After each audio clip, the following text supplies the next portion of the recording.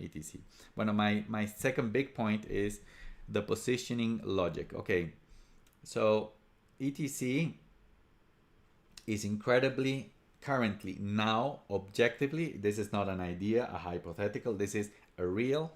ETC is in a very unique position in the blockchain industry. It is the 6th largest proof of work blockchain in the world. People don't do these distinctions. If you go to a list in Messari.io and you look only for proof of work blockchains, you're gonna see that there are very few large proof of work blockchains, and these are the base layer: Bitcoin, Ethereum 1 that is going to disappear in 6 to 12 months and it's going to go to Ethereum 2. Dogecoin is proof of work, Bitcoin Cash, Litecoin, and Ethereum Classic is the 6th largest proof of work blockchain in the world. And when Ethereum, and these are not, all these others are not programmable. When Ethereum migrates and disappears from the proof of work segment and goes to proof of stake as Ethereum 2.0, lo and behold, ETC, even if it stays here, it's going to be 5th largest, but it's going to be the largest smart contracts platform in the world. This positioning is incredibly valuable. However, it is an inexorable reality that when Ethereum 1.0 migrates to Ethereum 2.0, then ETC will become the largest proof of work, fixed monetary policy, programmable blockchain in the world. What I just said. This is another list, which is the list of only smart contracts blockchains, regardless whether they're POS or POW. Lo and behold, ETC currently, objectively, is the 6th largest smart contracts platform.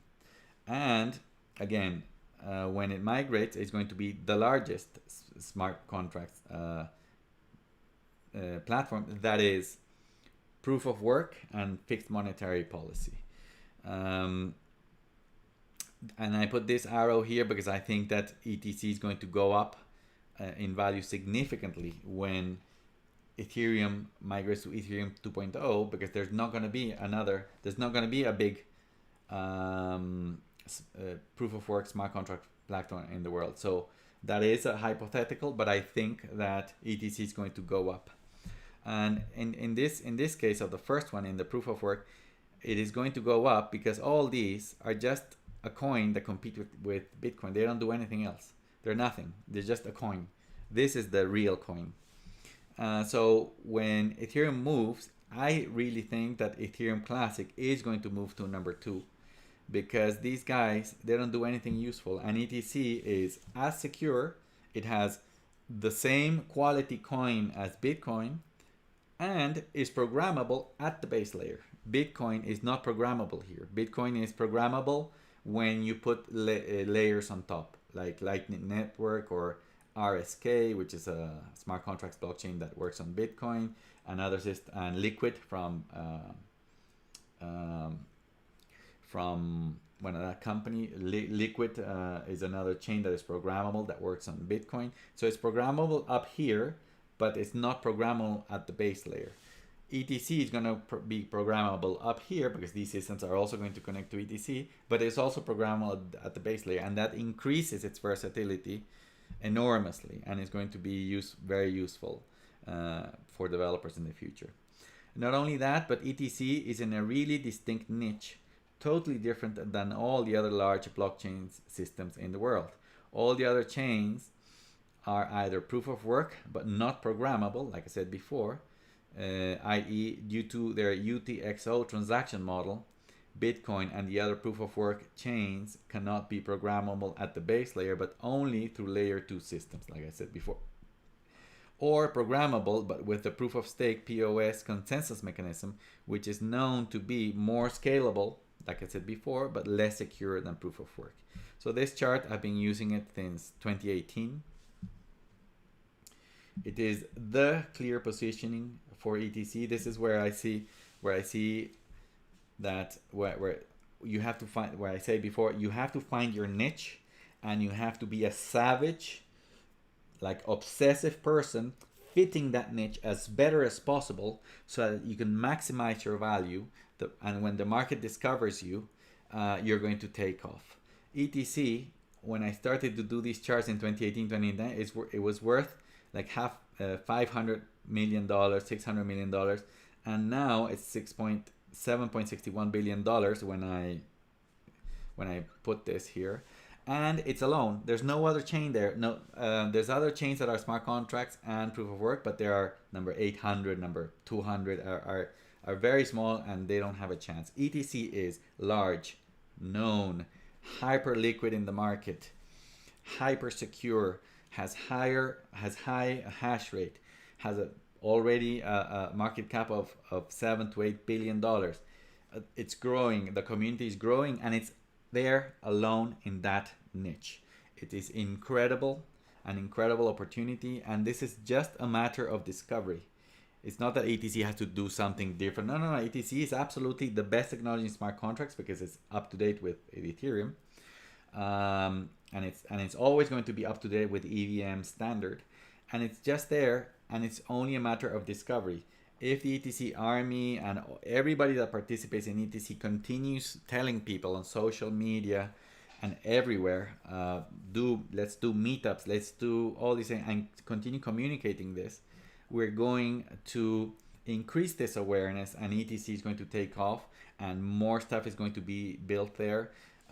People are going to understand that code is law means basic rights globally, like property, freedom of contract, business between people, sound money, that there's immutability, all those things that are basic rights, privacy.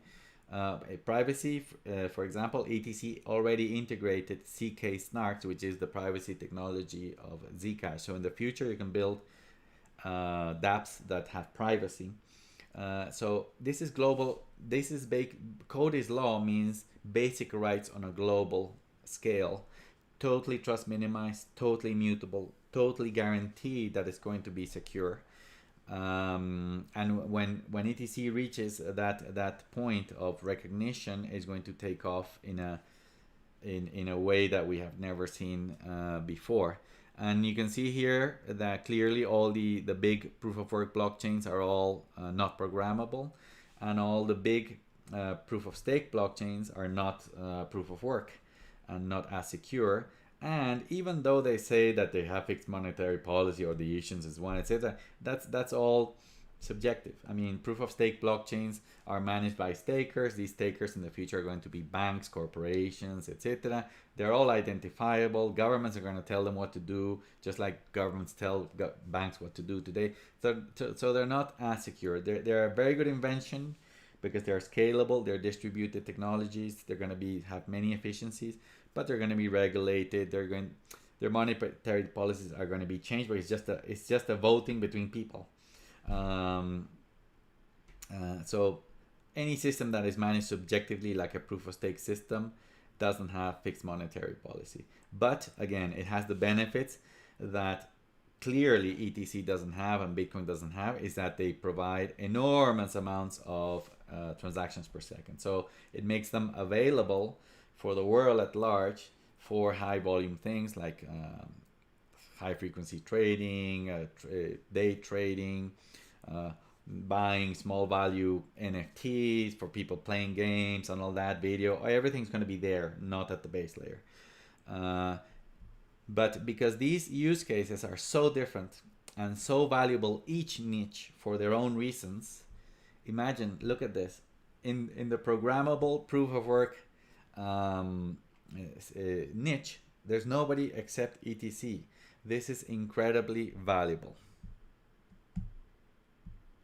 This is why I am so excited about ETC, and I moved all my wealth to ETC.